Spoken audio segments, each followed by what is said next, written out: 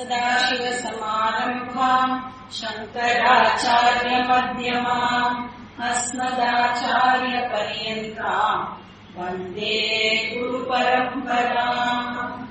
ॐ पार्थाय प्रतिबोधिताम् भगवता नारायणेन स्वयम् व्यासेन ग्रथिताम् पुराणमुनिना मध्ये महाभारतम् अद्वैतामृतवर्षिणी भगवती अष्टादशाध्यायिनी अम्ब त्वामनुसन्ततामि भगवद्गीते भवद्वेषिणी।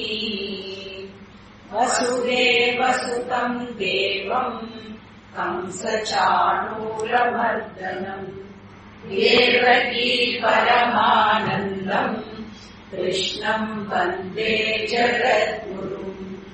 मूकम् करोति वाचालम् पङ्गुम् लङ्घयते गिरिम् यत्कृपातमहम् वन्दे परमानन्दमाधवम्। सहना भवतु सहनौ भुनक्तु सह वीर्यम् करवावहै तेजस्विनावधीतमस्तु मा विद्विषावहै। ॐ शान्ति शान्ति शान्तिः। हरिः ॐ श्रीगुरुभ्यो नमः। हरिः ॐ। இன்னைக்கு நாம ஆறாவது அத்தியாயத்தோட சம்மரி பார்க்க போறோம். இந்த 6th சாப்டர்ல ரொம்ப இம்பார்ட்டன்ட் டாபிக் என்னது, நிதித்தியாசனம். அதை பத்தி தான் 6th சாப்டரே ஹோலா சொல்லிருக்கு. இப்ப இது இந்த நிதித்தியாசனம் அப்படிங்கிறது one of the important spiritual disciplines. இந்த நிதித்தியாசனம் ரொம்ப இம்பார்ட்டன்ட் ஸ்பிரிச்சுவல் சாதனா. அப்போ இந்த மெடிடேஷன் அப்படிங்கிறது என்ன பெனிஃபிட் நம்மளுக்கு கொடுக்கறது, மெடிடேஷன் அப்படிங்கிறது என்ன விதமான ரோல் பிளே பண்றது அப்படின்னு பார்த்தா அது 2 fold ரோல்ஸ் பிளே பண்றது. ஒன்னு it has to be practised before ஸ்ரவணம். அதாவது இந்த வேதாந்த விஷயம்லாம் படிக்கிறதுக்கு முன்னாடி ஒரு மெடிடேஷன் நம்ம எல்லாருமே ஆக்சுவலா பிராக்டிஸ் பண்ணணும். அது ஒரு டைப் ஆஃப் மெடிடேஷன். அது நம்ம ப்ரிப்பரேட்டரி மெடிடேஷன் அப்படின்னு சொல்லலாம். அததான் நம்ம உபாசனா அப்படின்னு சொல்றோம். அப்புறம் உபாசனா அப்படிங்கிற விஷயத்த பிராக்டிஸ் பண்ணி அந்த மைண்ட ப்ரிப்பேர் பண்ணி அப்புறம் இந்த வேதாந்த ஸ்ரவணம் அப்படிங்கிற விஷயத்த நம்ம ஆக்சுவலா கேட்கறதுக்கு வரணும். இதுதான் ப்ராசஸ். நம்ம இந்த உபாசனா பாத்தீங்கன்னா இனிஷியல் கிளாஸஸ்ல ஏற்கனவே பார்த்தோம். இப்போ உபாசனா அப்படின்னா சகுண விஷய மானச வியாபார. சகுண விஷய மானச வியாபாரா ஈஸ்வர தியானம். இதுதான் உபாசனா. ஏதாவது ஒரு சகுண விஷயத்தை எடுத்துட்டு அதை பத்தி நம்ம தியானம் பண்றது. அது ஒரு கிருஷ்ணரா இருக்கலாம், ராமரா இருக்கலாம், தேவியா இருக்கலாம், எனிதிங். நம்ம அந்த மாதிரி ஒரு ப்ராப்பர்ட்டிஸ் ஓட இருக்கிற ஒரு டெய்டி அந்த மாதிரி எடுத்துட்டு நம்ம உபாசனா பண்ணலாம். இது சகுண ஈஸ்வர தியானம். இது பண்ணினதுக்கு அப்புறம் ஒருத்தர் ஸ்ரவணத்துக்கு வரா அப்படின்னு சொன்னா கண்டிப்பா இந்த ஞானம் அப்படிங்கிற விஷயம் சித்திக்கும். டெஃபினட்டா அந்த ஞானம் அந்த செல்ஃப் நாலேஜ் அப்படிங்கிற விஷயம் ஏற்படும். சப்போஸ் ஒரு பர்சன் இந்த உபாசனா அப்படிங்கிற விஷயத்த முன்னாடி பண்ணினது இல்ல அப்படின்னு சொன்னா நேச்சுரலி என்ன ஆகும், அந்த பர்சனோட mind either not qualified or under qualified அப்படின்னு சொல்லலாமா. அப்போ அந்த மாதிரி இருக்கும் இல்லையா. அப்போ அந்த மாதிரி பர்சன் வேதாந்த ஸ்ரவணத்துக்கு வரும்போது என்ன ஆகும், நான் இதுக்கு முன்னாடி உபாசனாலாம் பண்ணினதில்லை, நான் டைரக்டா இந்த மாதிரி ஸ்பிரிச்சுவல் ஸ்டடிக்கு வந்துட்டேன் அப்படின்னா என்ன ஆகும் அப்படின்னு பார்த்தோம்னா டெஃபினட்டா நாலேஜ் கண்டிப்பா கிடைக்கும். இல்ல அப்படின்னு சொல்ல முடியாது. ஆனா அந்த நாலேஜ் அவ்வளவு பவர்ஃபுல்லா இருக்காது. அந்த நாலேஜ் அசிமிலேட் ஆகாம இருக்கும். அந்த அசிமிலேட் ஆகிற விஷயம் வந்து கொஞ்சம் டிஃபிகல்ட்டா இருக்கும். இப்ப வந்து எண்ணெயும் தண்ணியும் இருந்தா எப்படி இருக்கும்? அந்த மாதிரி இருக்கும். அதாவது நம்ம உபாசனா பண்ணாம சிரவணத்துக்கு வந்தா என்ன ஆகும் அப்படிங்கிறது இந்த மாதிரி இருக்கும். அப்போ அந்த பர்சன் வந்து என்ன தெரிஞ்சுட்டு இருக்காரோ அண்ட் அந்த பர்சன் வந்து எதுவா இருக்காரோ அதுக்கு நடுவுல வந்து ஒரு பெரிய கேப் ஆனது இருக்கும். அது வந்து டீச்சிங்கோட டிஃபெக்ட் கிடையாது. அது வந்து அந்த மைண்ட் வந்து ப்ரிப்பேர்டு மைண்டா இல்லாததுனால அந்த மாதிரியான கேப் வந்து ஏற்படுறது. அப்போ ஞானம் கிடைக்கும், ஆனா ஞான நிஷ்டா ஏற்படாது. அதனால நம்ம என்ன பண்றோம், வேதாந்த சிரவணத்துக்கு அப்புறம் இன்னொரு டைப் ஆஃப் மெடிடேஷன் வந்து பிரிஸ்கிரைப் பண்ணப்பட்டிருக்கு.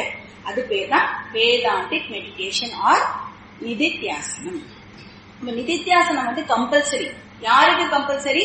யாரு வந்து சிரவணத்துக்கு முன்னாடி உபாசனா பண்ணலையோ அவளுக்கு வந்து இந்த Vedantic meditation is compulsory.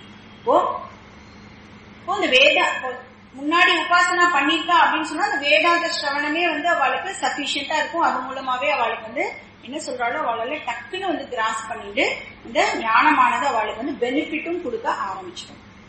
But யாரெல்லாம் உபாசனா முன்னாடி பண்ணலையோ அவ வந்து சிரவணத்துக்கு அப்புறம் டெஃபினட்டா இந்த வேதாந்திக் மெடிடேஷன் பிராக்டிஸ் பண்ணணும். இப்ப இந்த நிதித்தியாசனம் அப்படிங்கிறது என்ன அப்படின்னு பார்த்தோம்னா நிர்குண ஈஸ்வர தியானம். உபாசனானா சகுண ஈஸ்வர தியானம், நிதித்தியாசனம்னா நிர்குண ஈஸ்வர தியானம். ஏன்னா அந்த நிர்குண ஈஸ்வரா தான் ஆத்ம சைத்தன்யம். அந்த ஆத்மாவை பத்தின தியானத்தை தான் நம்ம நிதித்தியாசனம் அப்படிங்கிற பேர்ல பண்றோம் இல்லையா? அதனால நிர்குண ஈஸ்வர தியானம் இதுதான் நம்ம வந்து வேதாந்திக் மெடிடேஷன் அப்படின்னு சொல்றோம். இப்போ வேதாந்திக் மெடிடேஷன்ல என்ன ஆகுறது, ஒரு பர்சன் வந்து இந்த சிரவணம் போது என்னெல்லாம் கேட்டாலும், அந்த டீச்சிங் விஷயத்துல என்னெல்லாம் கேட்டாலும் அதை பத்தி மறுபடியும் ஞாபகப்படுத்திட்டு அதை வந்து சிந்தனைக்கு கொண்டு வரதான் நம்ம வந்து வேதாந்திக் மெடிடேஷன் அப்படின்னு சொல்றோம்.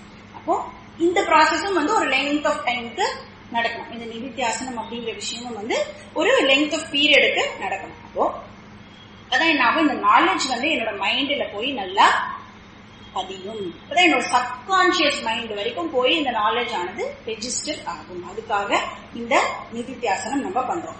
இன் ஷார்ட் என்னோட ஹோல் பர்சனாலிட்டியை வந்து அந்த நிதித்தியாசனம் அப்படிங்கிற ப்ராசஸ் தான் வந்து சேஞ்ச் பண்ணும்.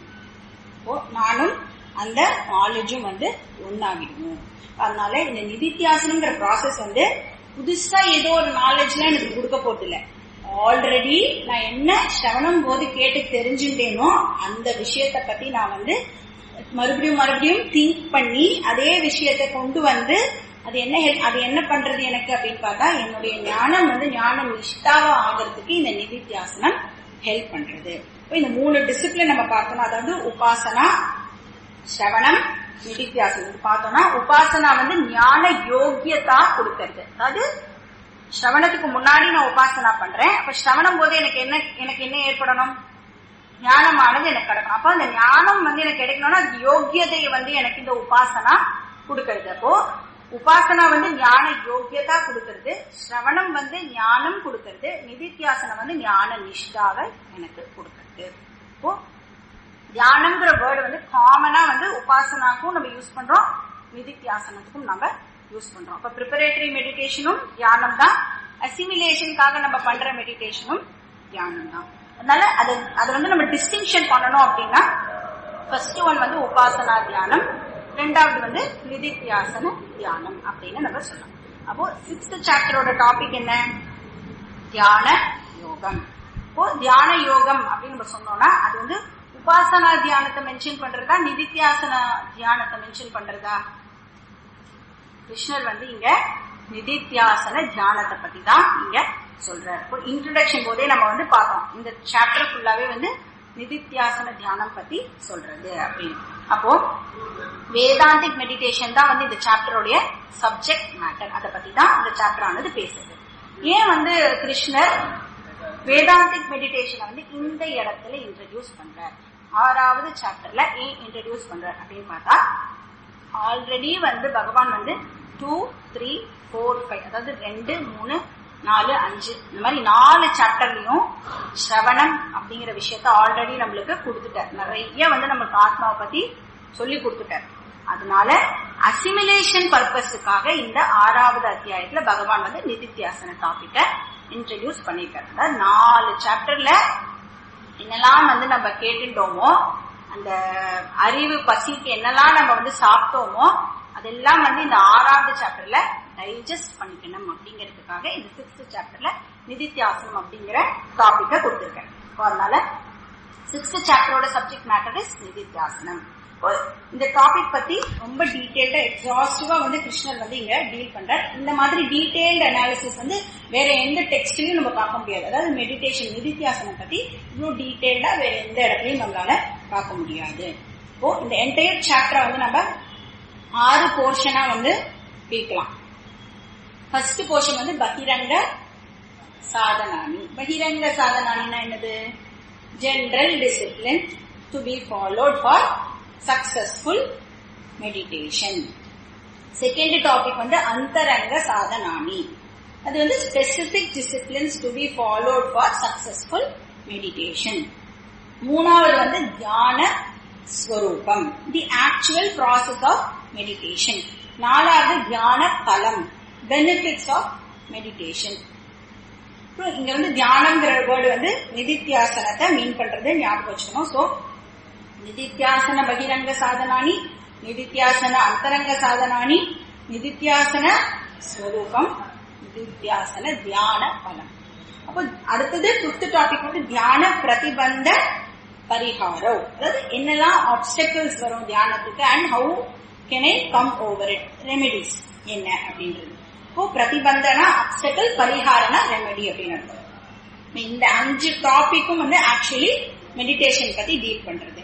6வது டாபிக் ஆக்சுவலி ஒரு சைடு டாபிக். இந்த மெடிடேஷன்ல இருந்து சைடு டாபிக், இன்சிடென்டல் டாபிக் அப்படின்னு நம்ம சொல்லலாம். அப்போ யோக பிரஷ்டா அப்படிங்கிற ஒரு டாபிக் பத்தி பகவான் 6வதா நம்மளுக்கு இந்த சாப்டர்ல சொல்றது. இப்போ அர்ஜுனன் அவனோட நெகட்டிவ் திங்கிங், அவன் ரொம்ப நெகட்டிவ் திங்கிங் ஓவர் பவர் ஆனதுனால பகவான் கிட்ட ஒரு கேள்வி கேட்கறான்.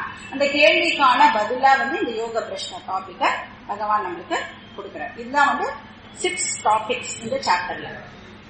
இந்த 6 டாபிக்ஸ் பத்தி நம்ம பிரீஃபா என்னென்ன அப்படின்னு வேகமா பார்க்கலாம்.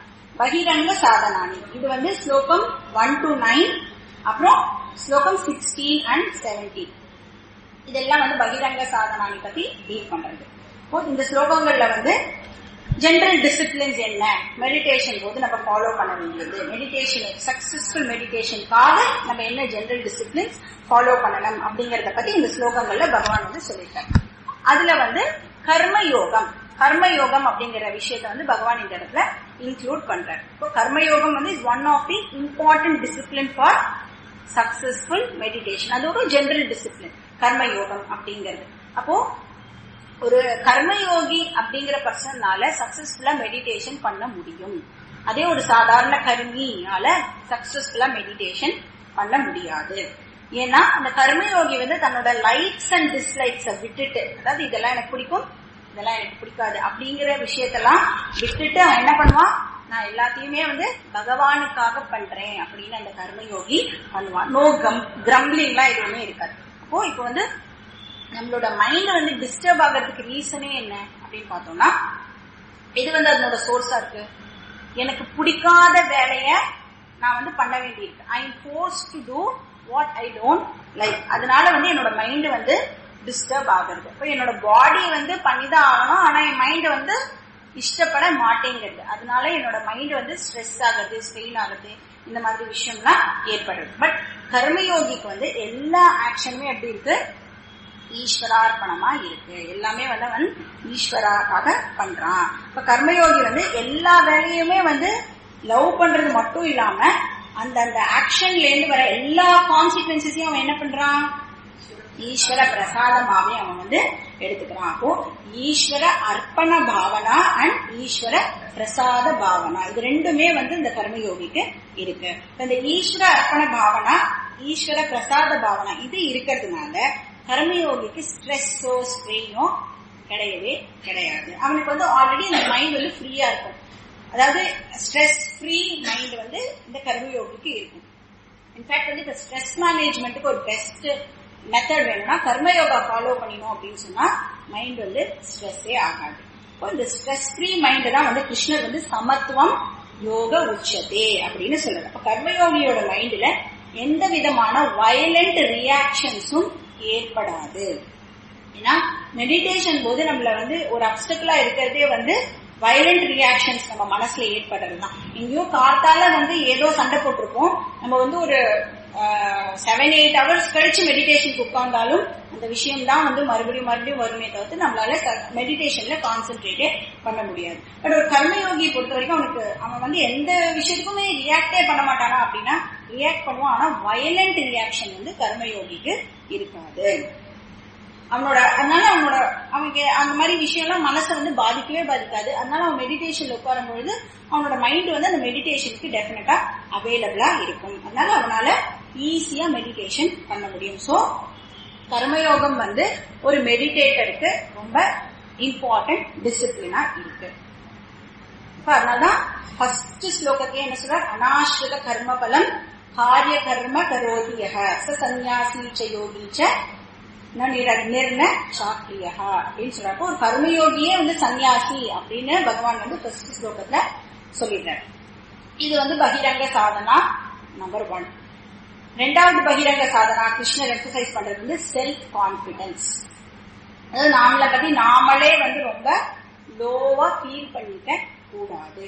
நம்ம எல்லாருமே வந்து பகவானோட கிரியேஷன்ல வந்திருக்கோம் இல்லையா. இப்போ எல்லாருமே we all belong to ஈஸ்வரா. இந்த பாயிண்ட் வந்து நம்ம நல்லா ஞாபகம் வச்சுக்கணும்.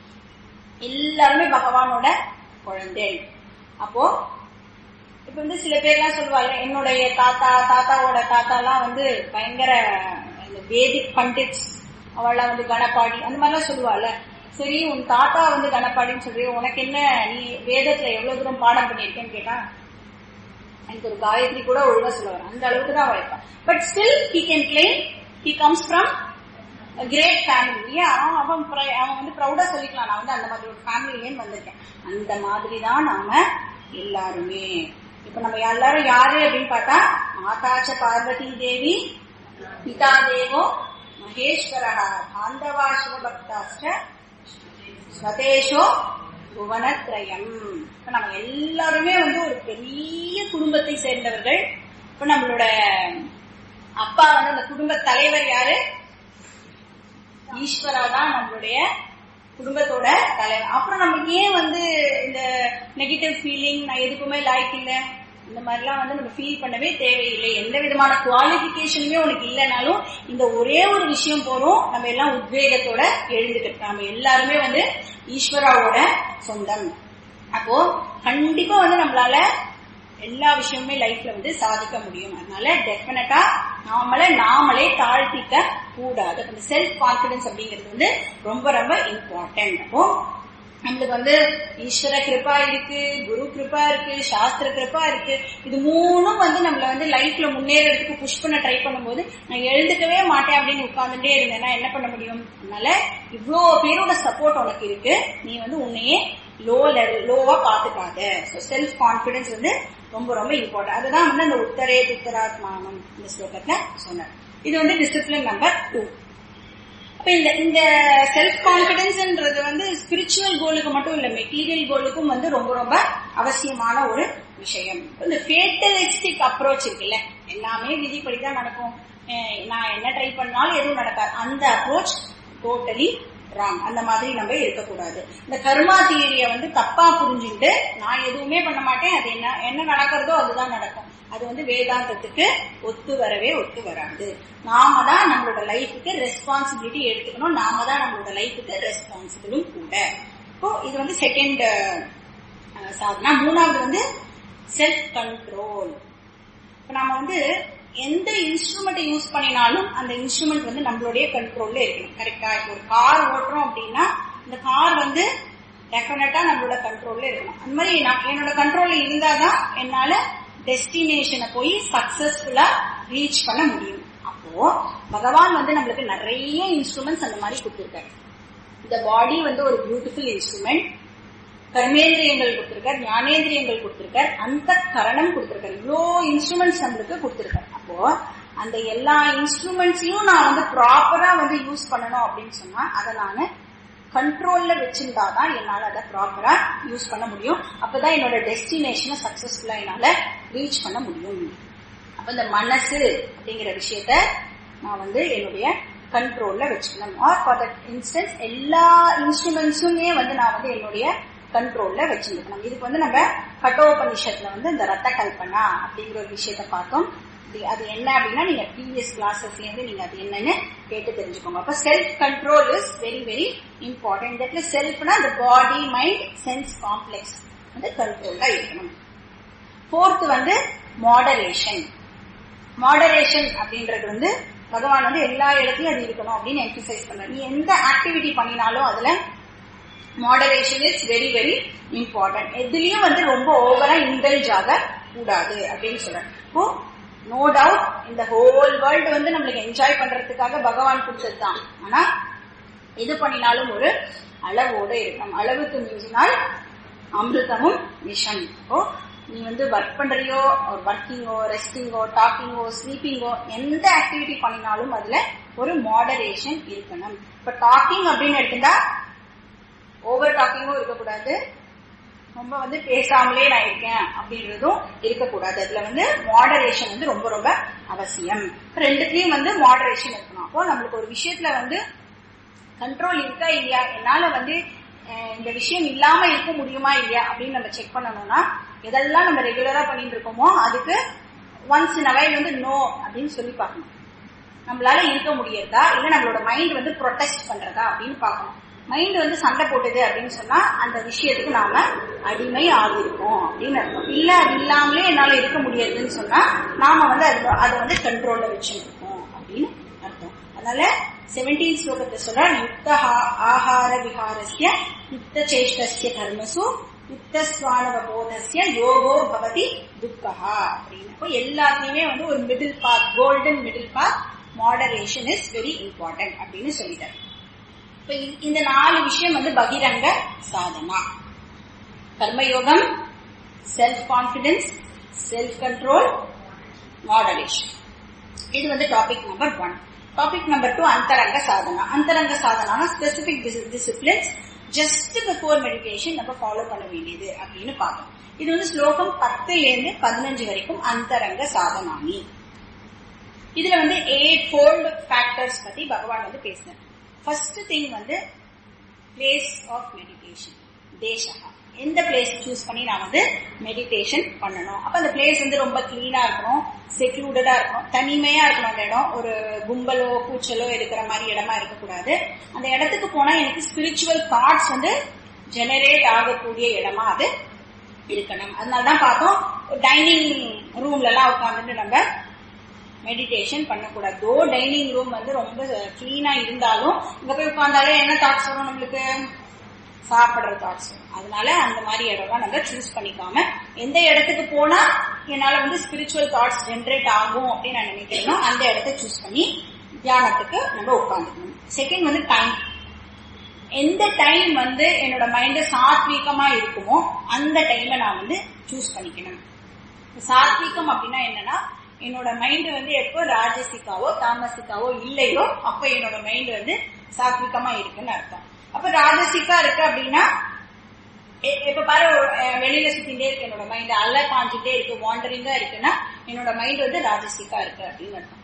தாமசிக்கா அப்படின்னா டல்னஸ், தூக்கம் வருது. இப்ப கிளாஸ் கேட்கும் போதே நிறைய பேருக்கு தூக்கம்லாம் வரும். அந்த மாதிரிலாம் இருந்ததுன்னா நம்மளோட மைண்ட் வந்து தாமசிக்கா இருக்கு அப்படின்னு அர்த்தம். அது ரெண்டும் இல்லாத நேரத்தை நம்ம வந்து சூஸ் பண்ணிக்கணும். எப்பயுமே என்னோட மைண்ட் வந்து சாத்விகமா இருக்காது அப்படின்னு நீங்க ஃபீல் பண்ணலாம். ஜென்ரலா வந்து சொல்றது early morning is a very good time for meditation. Or ஒரு ஈவினிங் ஒரு 6 o'clock மாதிரி நம்ம வந்து மெடிடேஷனுக்கு ட்ரை பண்ணலாம். இது வந்து டைம் பொறுத்த வரைக்கும். அடுத்தது வந்து ஆசனா. இந்த மாதிரி ஆசனால உட்கார்ந்துட்டு நம்ம வந்து மெடிடேஷன் பண்ணணும். அக்கார்டிங் டு சாஸ்திரம் வந்து மெடிடேஷன் பர்பஸ்க்கு டெஃபினட்டா தரையில உட்காந்துக்க கூடாது. கண்டிப்பா ஒரு ஆசனம் போட்டுட்டு தான் உட்காரணும். அந்த ஆசனமும் வந்து நம்மளுக்கு அப்படின்னு ஒரு தனியா இருக்கணும். நம்ம வந்து it should not be share. இந்த இடத்துல நோ ஷேரிங் ஆஃப் ஆசனாஸ். அந்த ஆசனா வந்து ரொம்ப சாஃப்டாவும் இருக்கக்கூடாது, ஹார்டாவும் இருக்கக்கூடாது, ரொம்ப மேலேயும் இருக்கக்கூடாது, ரொம்ப கீழேயும் இருக்கக்கூடாது. இந்த மாதிரி எல்லாம் நம்ம பார்த்துட்டு ஆசனாவை நம்ம ரெடி பண்ணிக்கணும். 4வது விஷயம் வந்து கண்டிஷன் ஆஃப் தி பாடி. இப்போ மெடிடேஷன் அப்படின்னு நான் பண்ணும்பொழுது எந்த ஒரு ஜென்ரலி மெடிடேஷன் உட்கார்ந்து பண்ணணும். பட் என்னால உட்கார்ந்து பண்ண முடியல ஃபார் சம் அதர் ரீசனா எது கம்ஃபர்டபிள் போஸ்டரோ அந்த போஸ்டரை வந்து நம்ம எடுத்துக்கலாம். பட் கிருஷ்ணர் வந்து முதுகு, கழுத்து, தலை இது 3ம் வந்து ஒரே நேர்கோடா இருக்கணும் அப்படின்னு சொல்லிட்டோம். ஸ்ட்ரெயிட் லைன்ல இருக்கணும், ஸ்டிஃபா இருக்கக்கூடாது, பட் ஸ்ட்ரெயிட்டா இருக்கணும் அப்படின்னு சொல்லியிருக்காரு. அப்புறம் 5வது கண்டிஷன் வந்து சென்ஸ் ஆர்கன்ஸ், இந்திரியங்கள் இருக்கு. இந்த இந்திரியங்கள் வந்து ரொம்ப ரொம்ப வெரி வெரி பவர்ஃபுல். நம்ம மெடிடேஷன் பண்ணிட்டே இருக்கும்போது பக்கத்தாத்துல இருந்து ஒரு டிவி சத்தம் கேட்டா கூட என்ன ஆகும், நம்மளுடைய இந்திரியம் வந்து அந்த இடத்துக்கு நம்மள அழைச்சிட்டு போயிடும். அதனால என்ன சொன்ன, அதுலயே இருக்கிற இந்திரியங்களே வெரி வெரி பவர்ஃபுல் வந்து கண்ணு. அதனால கண்ணுக்கு வந்து என்ன சொல்லியிருக்காருன்னா, கண்ணை வந்து நோஸ பாக்குற மாதிரி வச்சுக்கணும். டோட்டலா க்ளோஸ் பண்ணிடக்கூடாது, பார்ஷியலா க்ளோஸ் பண்ணிக்கணும். அது வந்து நம்மளுடைய மூக்கோடைய டிப்பு பாக்குற மாதிரி அந்த ஐஸ வந்து நம்ம பிளேஸ் பண்ணிக்கணும். அப்போ புருவோ மத்தியே சக்ஷுர், அது புருவத்துக்கு மத்தியில வர மாதிரி நம்ம வந்து அதை வச்சுக்கலாம். 5th சாப்டர்லயே வந்து இதுக்கு ஒரு க்ளூ கொடுத்தார். சம்பிரேக்ஷ நாசிகாகிரம் ஸ்வம், எண்ட் ஆஃப் தி நோஸ் ஒரு டிப் ஆஃப் தி நோஸ் நீ பாக்குற மாதிரி கண்ணை வந்து நீ பொசிஷன் பண்ணிக்கலாம்.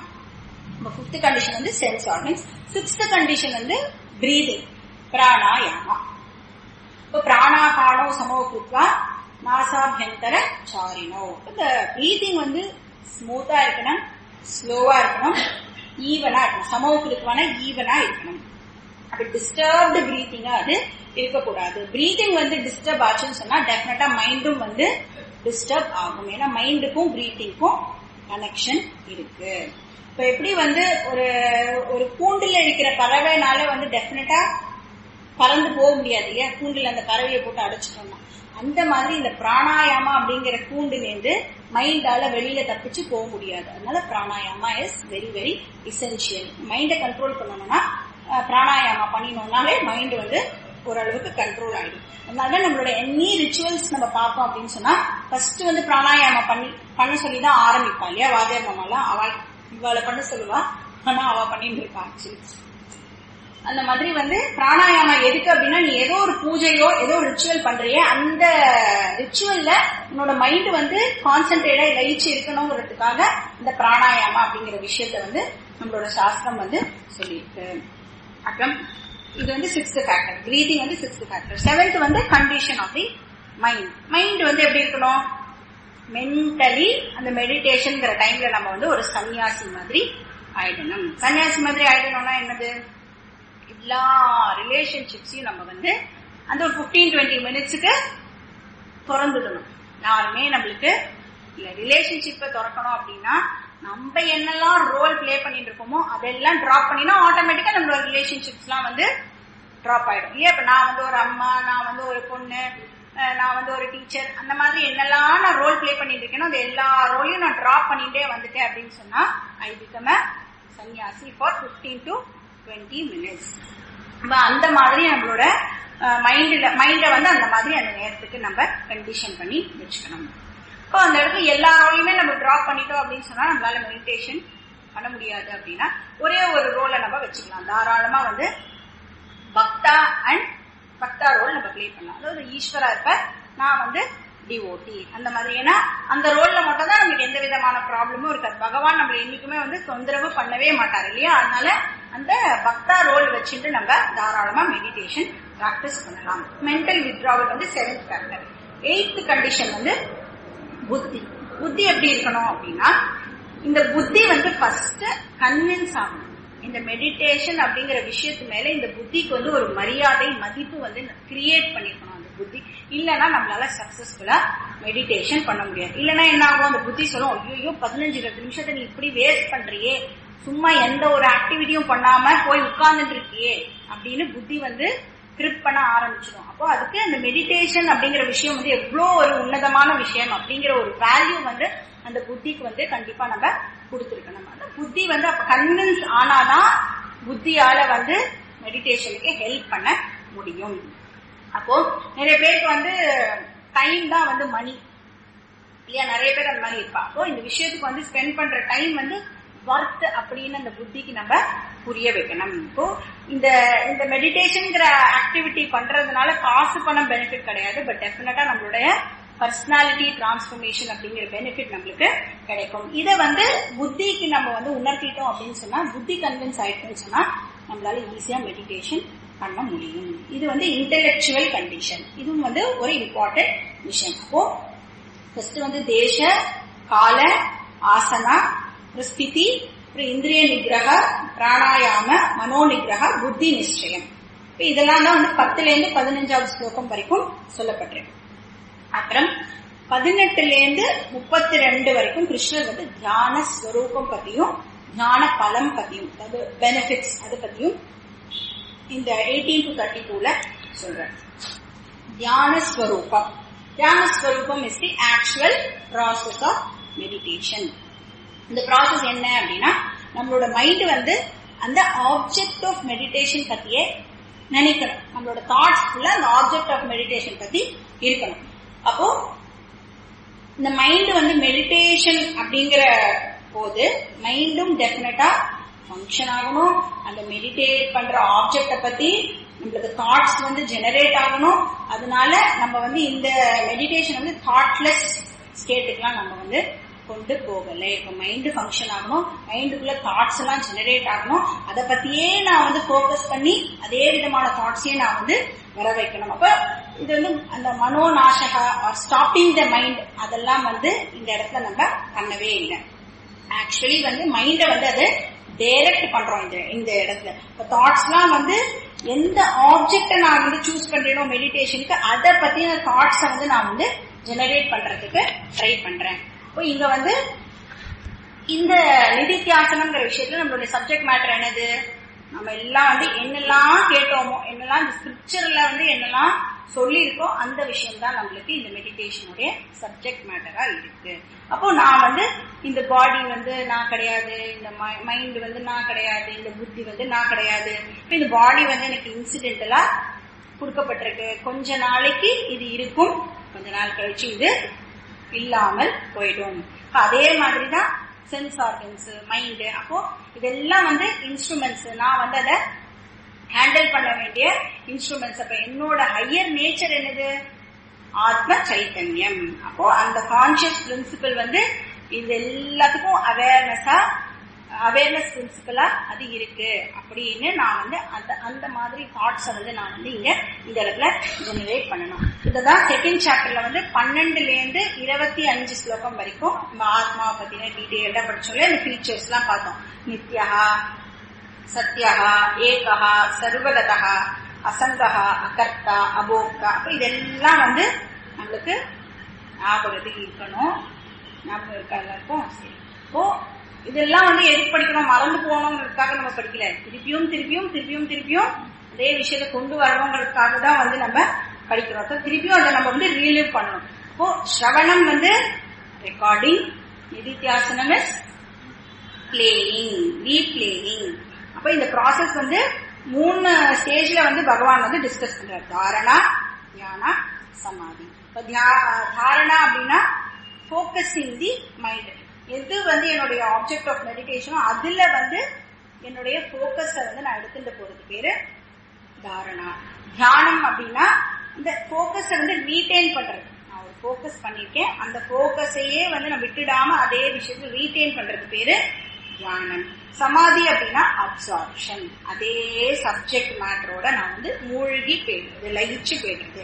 அப்ப போக்கஸிங், ரீட்டைனிங், கெட்டிங், அப்சார்ப். இதுதான் வந்து 3 ஸ்டெப். அப்போ போக்கஸிங் அண்ட் ரீட்டைனுக்கும் வந்து வில் அவசியம், எஃபர்ட் வந்து அவசியம். அந்த அப்சர்ப்ஷன்லயும் இந்த சமாதியே தான் நம்ம வந்து 2ஆ பிரிக்கணும், சவிகல்பக, நிர்விகல்பக. அப்ப ஃபர்ஸ்ட் ஸ்டேஜ் வரைக்கும் நம்மளோட எஃபர்ட் கண்டிப்பா தேவைப்படும். அதுக்கப்புறம் டோட்டலா நம்ம அதுல இமர்ஸ் ஆயிட்டோம் அப்படின்னு சொன்னா எஃபர்ட்லெஸ்ஸா அந்த தாட்ஸ் எல்லாம் வந்து நம்மளோட மைண்ட் ஃபுல்லா அதே தாட்ஸே வந்து இருக்கும். அதை வந்து நம்ம நிர்விகல்பக சமாதி அப்படின்னு சொல்றோம்.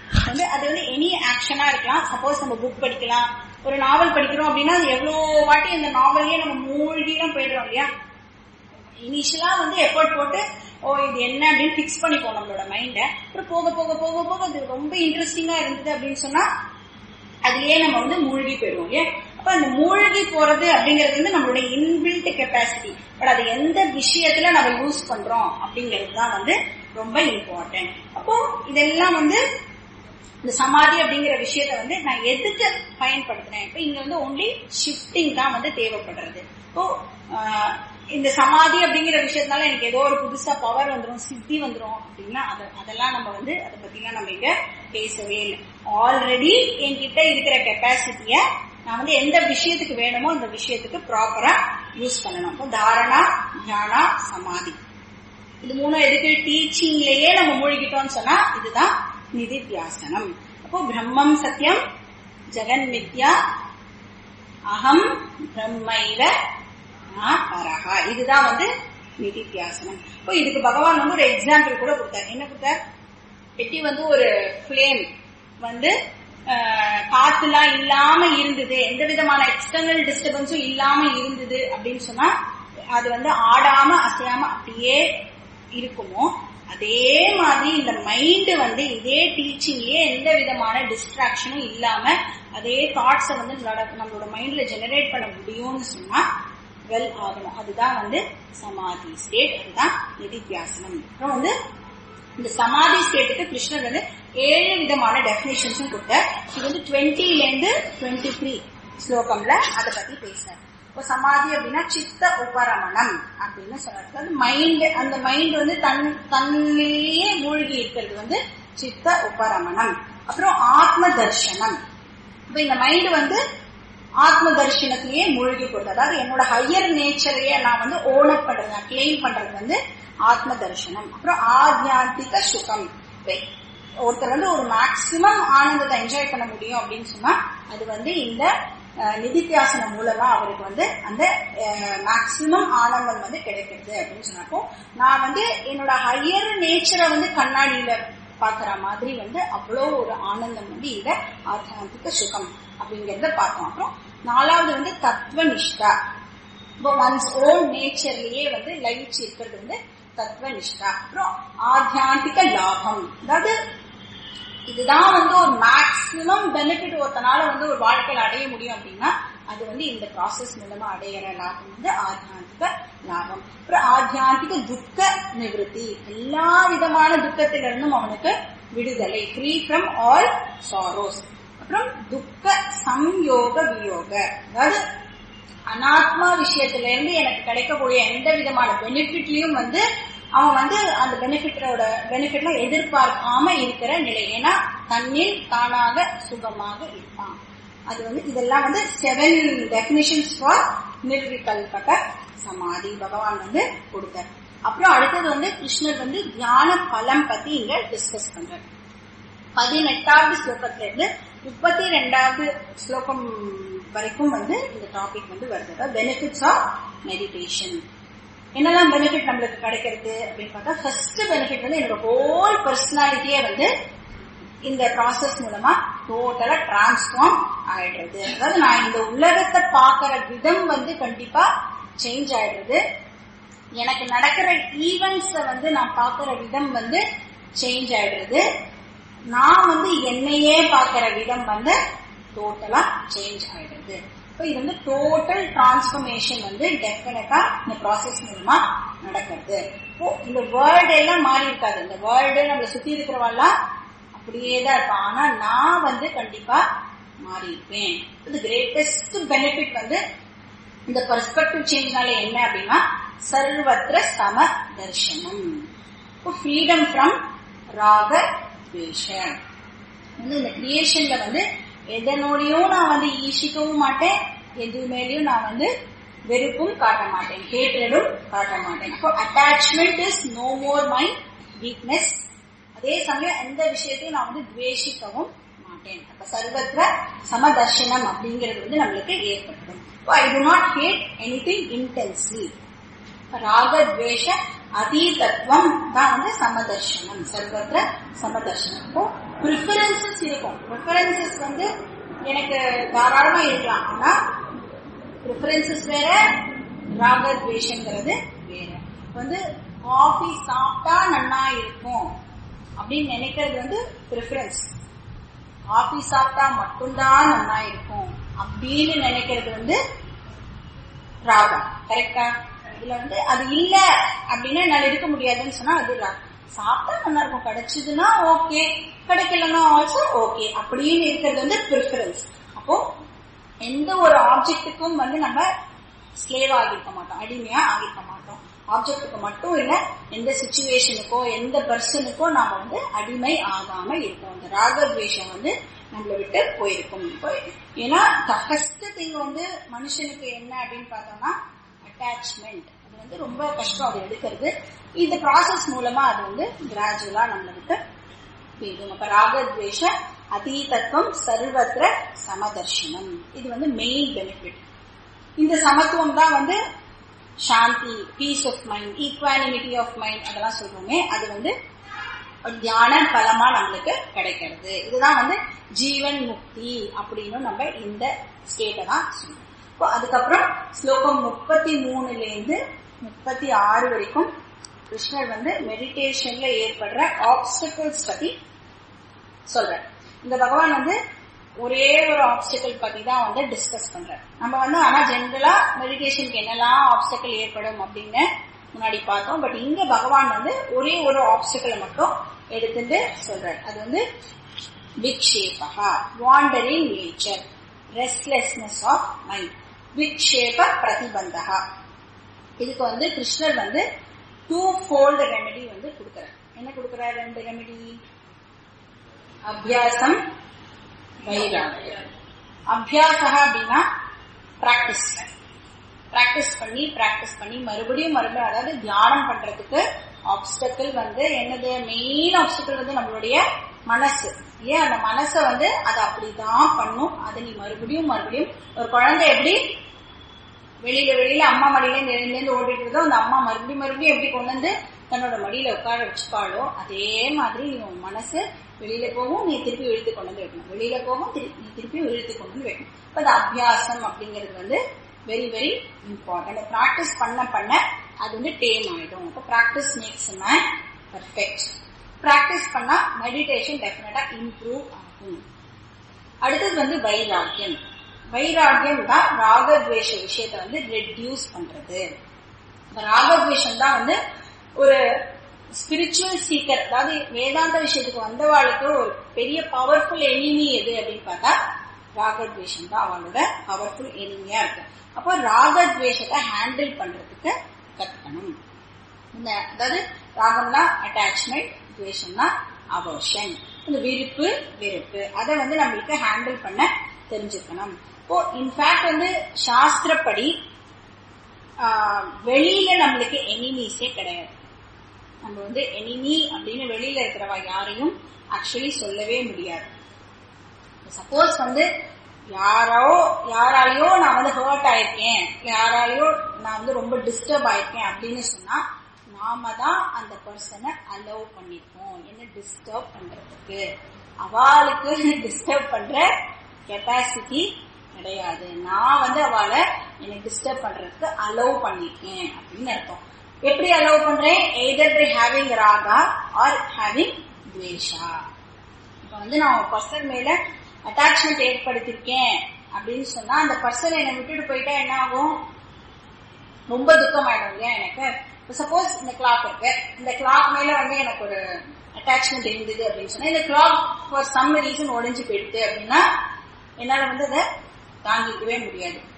பட் இந்த கிளாக்கை நான் வந்து வெறுக்கிறேன், இந்த கிளாக்கே பிடிக்கல அப்படின்னா, அந்த கிளாக்கே முன்னாடி இருந்ததுன்னா என்னால வந்து அதை அக்செப்ட் பண்ணிக்க முடியாது. அப்போ இந்த கிளாக் இங்க இருந்ததுன்னா எனக்கு டிஸ்டர்ப் பண்ணும் அப்படின்னு சொன்னா, இந்த கிளாக்கு டிஸ்டர்ப் பண்ற கெப்பாசிட்டியே கிடையாது இல்லையா. அந்த கிளாக் என்ன பண்ணும்? அதே மாதிரிதான் மனுஷாலும் சிச்சுவேஷன்ஸும் எல்லாமே. இப்போ நான் வந்து எய்தர் த்ரூ ராகா ஆர் துவேஷா அதை வந்து என்ன டிஸ்டர்ப் பண்றதுக்கு நான் அலோவ் பண்றேன். நானே தான் என்னோட எனிமியா இருக்கேன். வெளியில எனக்கு எனிமீஸே கிடையவே கிடையாது. அப்போ இனிமே நம்மள யாராவது டிஸ்டர்ப் பண்றா, அவ ஏத்தாப்ல வந்தா எனக்கு ஏதோ பண்றது அப்படின்னா அதுக்கு யார் காரணம்? அந்த பர்சன் காரணம் கிடையாது. நாமளே தான் காரணம். ஏன்னா நான் வந்து அவ மேல ஒரு ஹேட்ரட் டெவலப் பண்ணிருக்கலாம், இல்ல அவளை ரொம்ப பிடிச்ச அவ ஏந்து போயிட்டா என்னால தாங்க முடியாது, என் கூடவே இருக்கணும் அப்படின்னு நினைச்சாலும் அதுக்கு நான் தான் வந்து காரணம். நான் அலோவ் பண்றேன். எதனால நான் அலோவ் பண்றேன்? எனக்கு சில விஷயங்கள் பிடிச்சிருக்கு, எனக்கு சில விஷயங்கள் பிடிக்கல. அந்த ராகத்வேஷத்தை நம்ம ஹேண்டில் பண்றதுக்கு கத்துக்கணும். அப்போ அதை ஹேண்டில் பண்றதுக்கு வந்து ஒரு மெத்தட் வந்து பிராக்டிஸ் பண்றது, இன்னொரு மெத்தட் வந்து வைராகியம். இந்த விக்ஷேபம் அப்படிங்கிற விஷயத்த வந்து டீல் பண்றதுக்கு வைராகியம் அண்ட் அபியாசம் வந்து பகவான் வந்து நம்மளுக்கு சொன்னார். இது வந்து தியான பிரதிபந்த அண்ட் பரிகாரம். அப்புறம் 33 36 வரைக்கும் இந்த விஷயமானது சொல்லப்பட்டது. அப்புறம் 37 45 வரைக்கும் லாஸ்ட் டாபிக். என்னது லாஸ்ட் டாபிக்? யார பத்தி பேசுற? கிருஷ்ணர் வந்து அர்ஜுனன் வந்து ஒரு கேள்வி கேட்டான். வந்து இந்த சைடு டாபிக் அப்படின்னு பார்த்தோம் இல்லையா? என்ன கேள்வி கேட்டான்? சப்போஸ் ஸ்பிரிச்சுவல் ஜேர்னில நான் வந்து ஃபெயில் ஆயிட்டேன், அதாவது மோட்சம் அப்படிங்கிற ஒண்ணு அடையறதுக்கு முன்னாடி நான் செத்து போயிட்டேன்னா, இது அவனுடைய கொஸ்டின். என்னோட லைஃப் முடிஞ்சு போயிடுதுன்னா, நான் மோட்சமே நான் அடையல, அதுக்குள்ள என்னோட லைஃப் முடிஞ்சு போயிடுதுன்னா அந்த பர்சனுடைய நெக்ஸ்ட் பர்த் என்னவா இருக்கும்? இது ஒரு கேள்வி. அதோட அவனுக்கு இன்னொரு கவலை என்ன அப்படின்னா, அவனுக்கு தெரியும், அதாவது ஒரு பர்சனுக்கு வந்து கொஞ்சம் ஒரு அல்டிமேட் அப்படின்னா இந்த ஸ்வர்கலோகம் போறதுங்கிறது வந்து கொஞ்சம் ஒரு பெரிய விஷயமா நம்ம எல்லாருமே கன்சிடர் பண்ணுவோம் இல்லையா? அந்த ஸ்வர்கலோகத்துக்கு போறதுக்கு தேவையான கர்மா கூட நான் பண்ணலையே, அவ்வளவு புண்ணிய காரியங்கள்லாம் கூட நான் வந்து இன்னும் பண்ணலையே, அப்போ எனக்கு ஸ்வர்க்கமும் கிடைக்காது, மோட்சத்துக்கான என்னெல்லாம் டிசிப்ளின்ஸ் ஃபாலோ பண்ணணுமோ அதுவும் எனக்கு, ஏன்னா மோட்சம் எனக்கு இல்ல, கிடைக்கல, அதனால நான் போட்ட எஃபர்ட் வந்து சஃபிஷியண்டா இல்லை, அல்ப பிரயத்தனமா இருக்கு, நான் பண்ணினது வந்து கொஞ்சம் கம்மியா இருக்கு, அப்போ எனக்கு மோட்சமும் இல்லை ஸ்வர்க்கமும் இல்லை. அப்படின்னா என்னோட கதி என்ன அப்படின்னு அவன் வந்து கேட்கறான். என்னோட ஸ்பிரிச்சுவல் லைஃபோட கதி என்ன அதுதான் அவனுடைய கொஸ்டினா. இந்த கொஸ்டினுக்கு பகவான் வந்து ரொம்ப இலாபரேட்டா வந்து ஆன்சர் பண்றாரு. அதாவது ஒரு விஷயம் வந்து நம்ம எல்லாருமே கிளியரா இருக்கும், யாரெல்லாம் வந்து ஸ்பிரிச்சுவல் லைனுக்கு வந்துட்டோம் அப்படின்னு சொல்லுவோமோ அவளுக்கு 2 பாசிபிலிட்டிஸ் தான், 2 பலம் இருக்கு. ஒண்ணு வந்து ஒழுங்கா கிளாஸ் எல்லாம் எதுவுமே மிஸ் பண்ணாம பக்காவா அட்டென்ட் பண்ணி அதே விஷயத்திலேயே நான் வந்து ரொம்ப சின்சியரா எஃபர்ட்லாம் போட்டு திருப்பிலாம் கேட்டு அந்த சத்து விஷயத்திலேயே நான் இருக்கேன் அப்படின்னு சொன்னா ஆப்வியஸா மோட்சம், அதுல நோ டவுட் இல்லையா? நத்திங் லைக் மோட்சம் தான் வந்து ஃபர்ஸ்ட் பெனிஃபிட். அப்படி இல்லையா, டோன்ட் வரி. இந்த ஸ்ரவணம் எவ்வளோ ஒரு 100 கிளாஸ்ல 50 கிளாஸ் வந்திருந்தா கூட அதுக்கு கண்டிப்பா வந்து அவ்வளவு புண்ணியம் ஜெனரேட் ஆயிருக்கும்.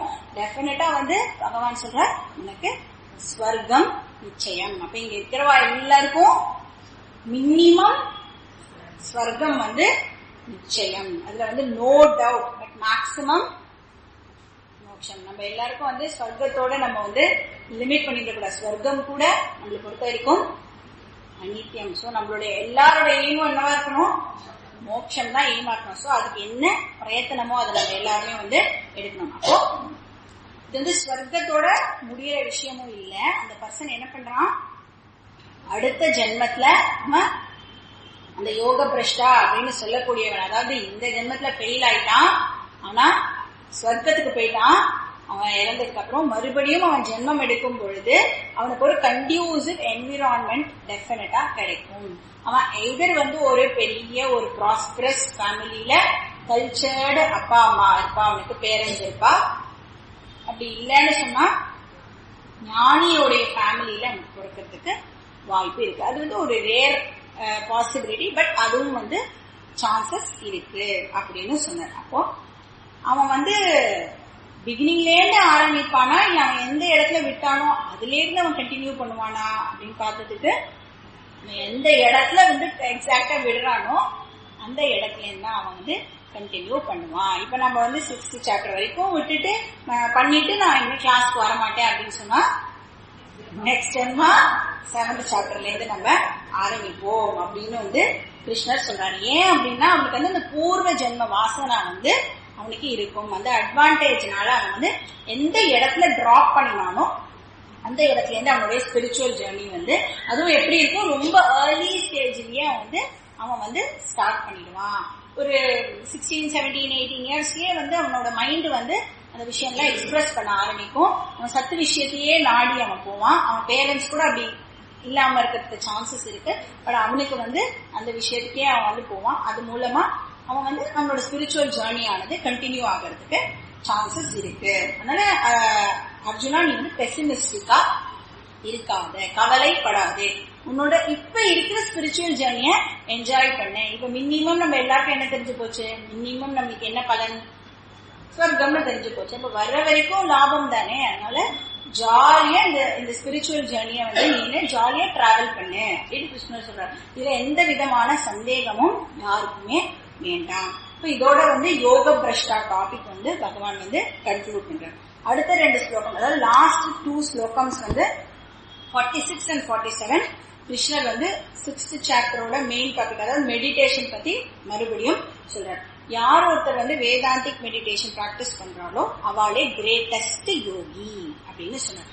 அப்போ இந்த கர்ம யோகி, உபாசனா யோகி, ஸ்ரவண யோகி, மனன யோகி, இவ எல்லாரையும் கம்பேர் பண்ணும்போது இந்த நிதித்தியாசன யோகி வந்து கிரேட்டஸ்ட், வெரி ஹையஸ்ட் அப்படின்னு சொல்றாரு. இப்போ இந்த 5 பேர்ல பாக்கி 4 பேரும் வந்து மோட்சத்துல இருந்து கொஞ்சம் டிஸ்டன்ஸ்லயே இருக்கா.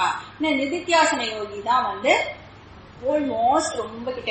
நெக்ஸ்ட் ஸ்டெப் வந்து அவனுக்கு மோட்சம்.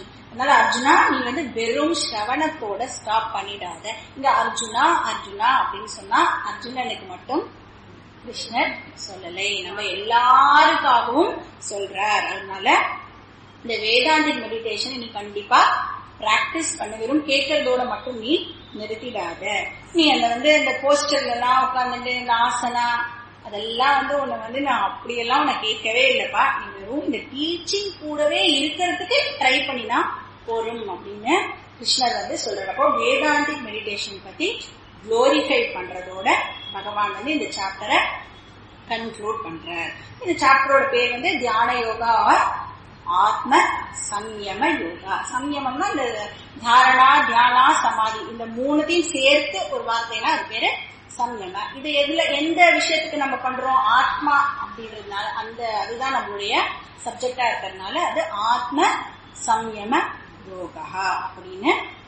இந்த வேதாந்திக் டீச்சிங் வந்து நீ வந்து இந்த மைண்ட வந்து வேதாந்திக் டீச்சிங்க்கு நீ டைரக்ட் பண்ணு அப்படின்னு சொல்லி, அதாவது டுவர்ட்ஸ் ஆத்மா நீ வந்து டைரக்ட் பண்ணு அப்படின்னு சொல்லி பகவான் வந்து இந்த சாப்டரை கன்க்ளூட் பண்றார். நாமளும் கன்க்ளூட் பண்ணலாம். ஓம் தத்சத் இது ஸ்ரீமத் பகவத்கீதாசு உபனிஷத்சு பிரம்ம வித்யாயாம் யோகசாஸ்திரே ஸ்ரீ கிருஷ்ணார்ஜுன சம்வாதே ஆத்ம சம்யம யோகோ நாம षष्ठोऽध्यायः श्रीकृष्णार्पणमस्तु। ॐ पूर्णमदः पूर्णमिदं पूर्णात् पूर्णमुदच्यते पूर्णस्य पूर्णमादाय पूर्णमेवावशिष्यते। ॐ शान्ति शान्ति शान्तिः। हरिः ॐ श्री गुरुभ्यो